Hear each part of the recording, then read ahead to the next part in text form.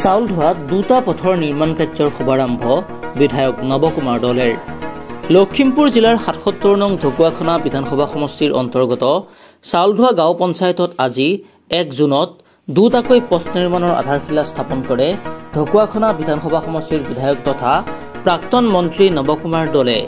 SOPDG 2024-25 বৰ্ষৰ আঁচনিৰ অধীনত চাউলধোৱা ধলবস্তিৰ পৰা আনন্দবাগান পথালিপাম চাহ বাগিচা সংযোগী পথটো ফিটাকাটি নিৰ্মাণ কাৰ্যৰ শুভাৰম্ভ কৰে বিধায়কগৰাকীয়ে।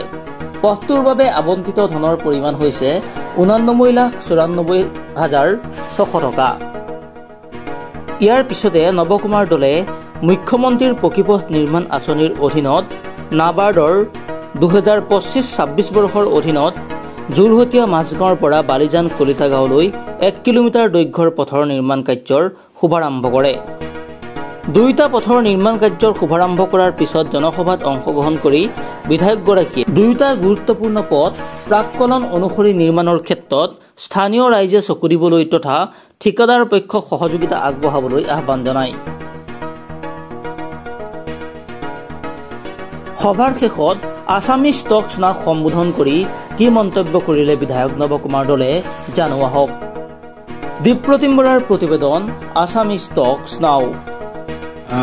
আজি আমাৰ চাউলধোৱা গাঁও পঞ্চায়ত অন্তৰ্গত আনন্দ বাগানৰ চাউলধোৱাৰ পৰা ধলবস্তি সংলগ্ন পথটোৰ আজি আমি অসম চৰকাৰৰ SOPD আঁচনিৰ জৰিয়তে আমি ইয়াত নিৰ্মাণ কৰাৰ বাবে আজি শুভ উদ্বোধন কৰিলোঁ। আৰু এই পথটো বহুত দিনৰ পৰা আমাৰ বিশেষকৈ বাগানৰ ছাত্ৰ ছাত্ৰীসকলৰ অহা যোৱাৰ পথ, গুৰুত্বপূৰ্ণ পথ। গতিকে আজি আশা ৰাখিছোঁ এই আঁচনিৰ জৰিয়তে ৰাইজে নিশ্চিতকৈ এটা সুচল পথ পোৱাৰ লগতে আমি সুন্দৰভাৱে আমাৰ এই অঞ্চলৰ বাগানৰ ছাত্ৰ ছাত্ৰীসকলৰ বাবে সুন্দৰ এটা যোগাযোগৰ ব্যৱস্থা হ'ব ৰাইজৰ বাবে। আৰু তাৰ বাবে আমি বিশেষকৈ SOPD আঁচনিৰ জৰিয়তে মাননীয় মুখ্যমন্ত্ৰী ডাঙৰীয়াই এইখিনি আমাক ব্যৱস্থা কৰি দিয়াৰ বাবে আমি তেখেতলৈ মাননীয় মুখ্যমন্ত্ৰী ডক্টৰ হিমন্ত বিশ্ব শৰ্মা ডাঙৰীয়াক আমি আন্তৰিক কৃতজ্ঞতা জ্ঞাপন কৰিছোঁ।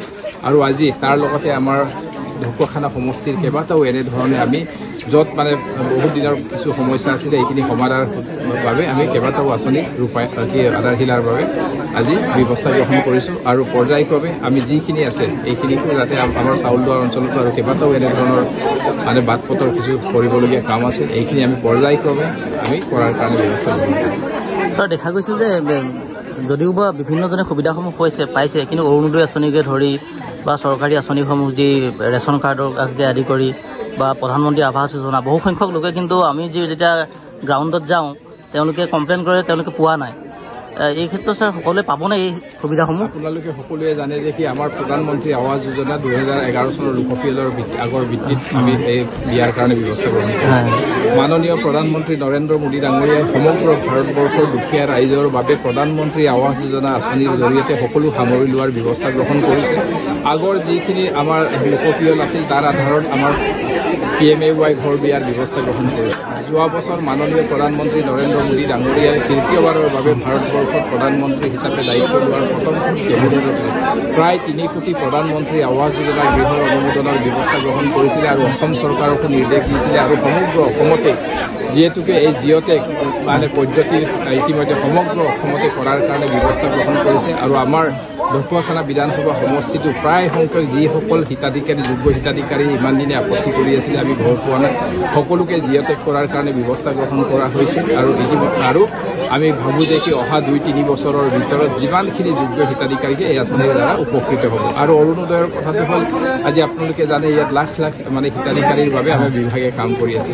তাত কিছুমান কি হৈছে আমাৰ সকলোকে সমষ্টিৰ ভিত্তিত লক্ষ্য নিৰ্ধাৰণ কৰি দিয়া হৈছে আৰু এইমতে কামখিনি কৰি আছে। এতিয়া কিছুমান দুয়েকে অভিযোগ কৰিছে, অভিযোগটোৰ কথাটো হ'ল কি এতিয়া মানে ফৰ্মখিনি ফিল আপ কৰোঁতে বা যিখিনি ছিষ্টেম ডিজিটাইজ কৰিব লাগে তাত অকণমান কিছু অলপ আমাৰ এতিয়া বাকী আছে যথেষ্টখিনি। গতিকে তাত 2-এটা থাকিব পাৰে, এই ধৰণৰ আপত্তি থাকিব। গতিকে এইখিনিও আমি সমাধান কৰিম। আৰু আপোনালোকে জানে মাননীয় মুখ্যমন্ত্ৰী ডাঙৰীয়াই যোৱা আমাৰ পঞ্চায়ত নিৰ্বাচনত ভোগী নদী অহা কথা আছিলে, তেখেতে ৰাজহুৱাভাৱে সম্বোধন কৰিছে যে ঢকুৱাখানাৰ বাবে আৰু আনুষংগিক 5,000 অৰুণোদয় দিয়াৰ কাৰণে ব্যৱস্থা গ্ৰহণ কৰিম বুলি তেখেতে ৰাজহুৱা ঘোষণা কৰি থোৱা আছে। গতিকে যদি কোনোবা বাদ পৰি যায় তেখেতলোকক আমি সকলোকে সামৰি লোৱাৰ ব্যৱস্থা কৰিম, কোনো বাদ পৰি নাযায় এইখিনি আমি নিশ্চিত কৰিছোঁ। ছাৰ, আপোনাৰ সমষ্টিৰ হেঁচামৰা যিটো অঞ্চল, হেঁচামৰা অঞ্চলটো ৰাস্তাবোৰ অত্যাধিক জৰাজীৰ্ণ, মানে খুব দুখ লগা।